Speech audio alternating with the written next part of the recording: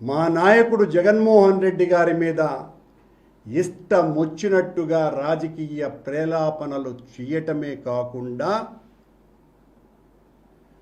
కోర్టులను కూడా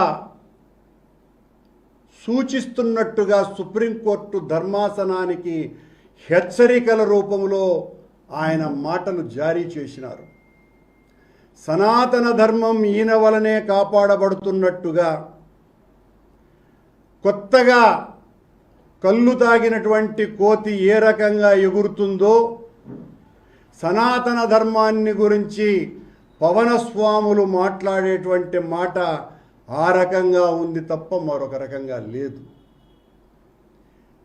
నీ జీవితకాలంలో ఏనాడు ధర్మాన్ని గురించి, హైందవాన్ని గురించి, సనాతనాన్ని గురించి, ప్రాచీన సాంప్రదాయాలను గురించి మాట్లాడనటువంటి వ్యక్తివి ఈ రోజున కొత్తగా ఈ పాఠం వెతుక్కున్నావు అంటే దీని వెనుక చాలా పెద్ద అజెండా ఉన్నది అని స్పష్టంగా అర్థమవుతుంది. ఈ పవనస్వాముల వారి ఈ కొత్త పీఠాధిపత్యంలో చేరిన వాళ్లకు, ఈ పీఠంలో చేరే వాళ్ళకి చాలా సొబగులు ఉన్నాయి, కావలసినంత స్వేచ్ఛ ఉంటుంది. ఈ సనాతన ధర్మ పరిరక్షణ స్వాముల వారి పీఠంలో చేరినటువంటి వాళ్లకు బాప్తిజం తీసుకున్న ఏ అభ్యంతరము లేదు. ఎందువల్లంటే పవనస్వాముల వారు ఒకసారి బాప్తిజం తీసుకున్నానని వారు ఉటంకించినారు.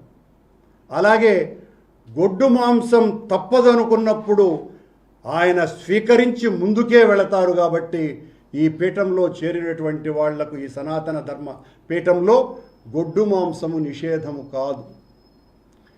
అలాగే ఈ మఠానికి, ఈ స్వాముల వారికి మతము లేదు. ఆయనే చెప్పినారు, నాకు మతం లేదు అని. ఇలా పూటకొక్క మాట మాట్లాడినటువంటి పవనస్వాముల వారు ఈ రోజున సనాతన ధర్మానికి నడుములు బిగించి ఈరోజు ఆయన చేసినటువంటి అనుగ్రహ భాషణ ఆశ్చర్యం కంటే కూడా మతి చిలింపజేసేటువంటి భాషణ ఆయనది. ఇప్పటి వరకు సనాతన ధర్మాన్ని ఎవ్వరూ కూడా పరిరక్షించలేదని, సనాతన ధర్మం మీద దాడి చేస్తే కోర్టులు పట్టించుకోవు, ఇతర మతాల మీద దాడి చేస్తే కోర్టులు పైకి లేస్తాయి అని కోర్టుల మీద కూడా చాలా బలమైనటువంటి చురకలు వేశారు పవనస్వాముల వారు.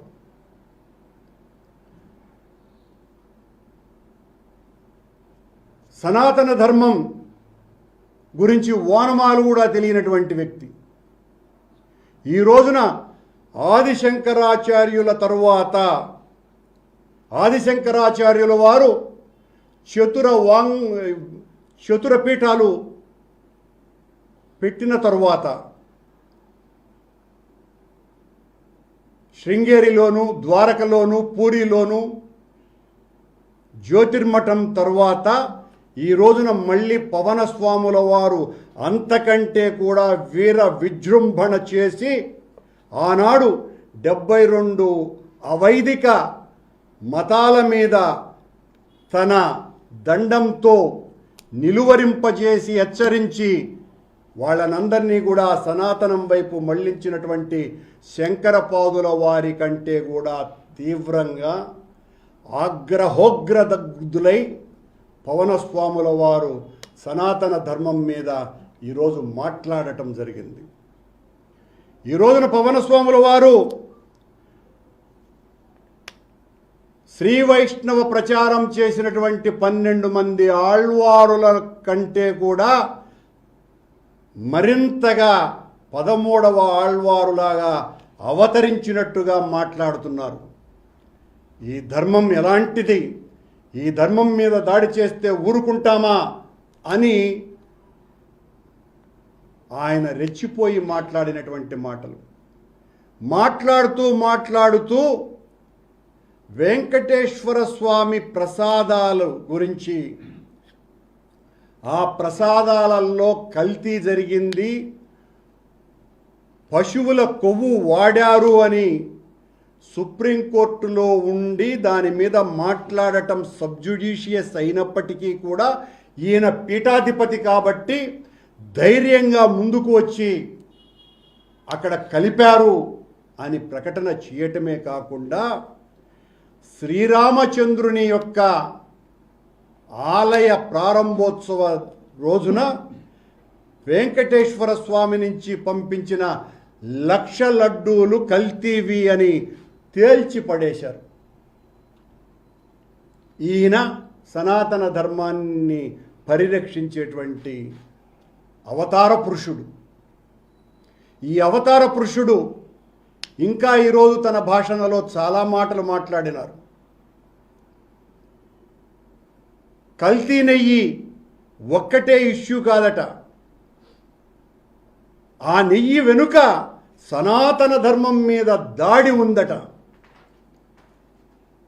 పవన్ కళ్యాణ్ అనే ఓ క్షుద్ర రాజకీయ నాయకుడా,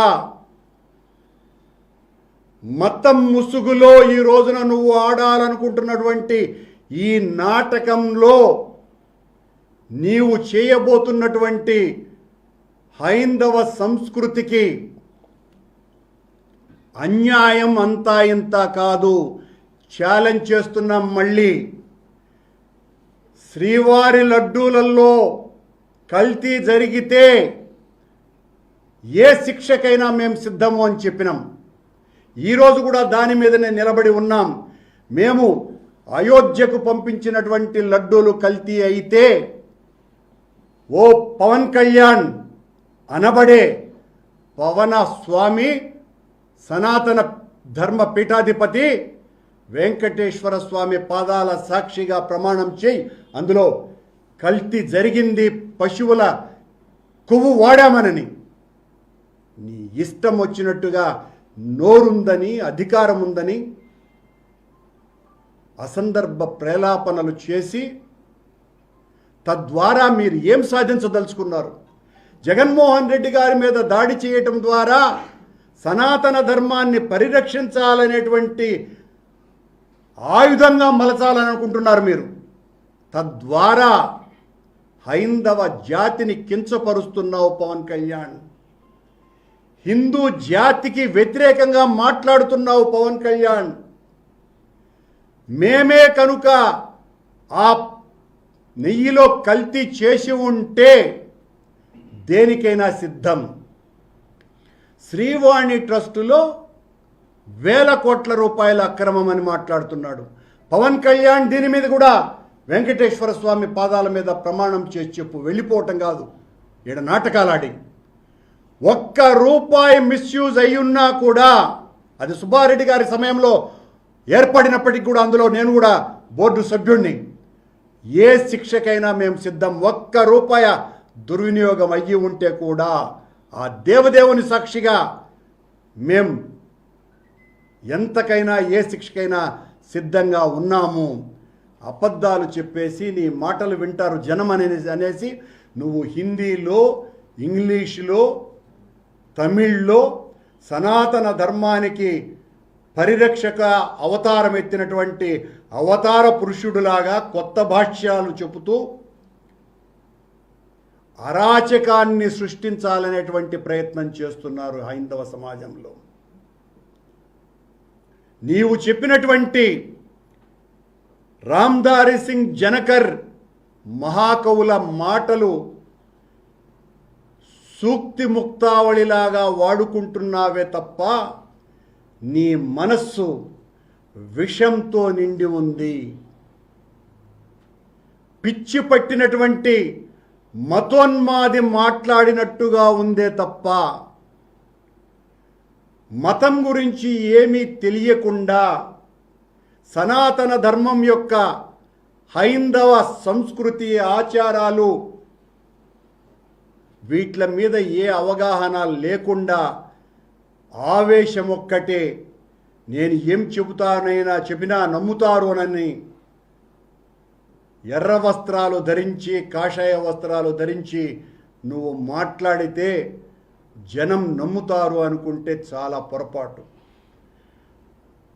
ఈ దేశం వేల సంవత్సరాలుగా 5 లక్షల గ్రామాలు సనాతన ధర్మ పరిరక్షణలో భాగస్వాములై స్వయం సమృద్ధి అయినటువంటి స్థితిలో వేల సంవత్సరాలుగా కాపాడుకుంటున్నటువంటి చరిత్ర భారతదేశానిది. నీలాంటి సూడో సనాతనవాదుల వలనే హైందవ సంస్కృతికి అగాధం ఏర్పడింది. ఎప్పుడైనా కూడా నీలాంటి వాళ్ళు శంకరపాదుల వారి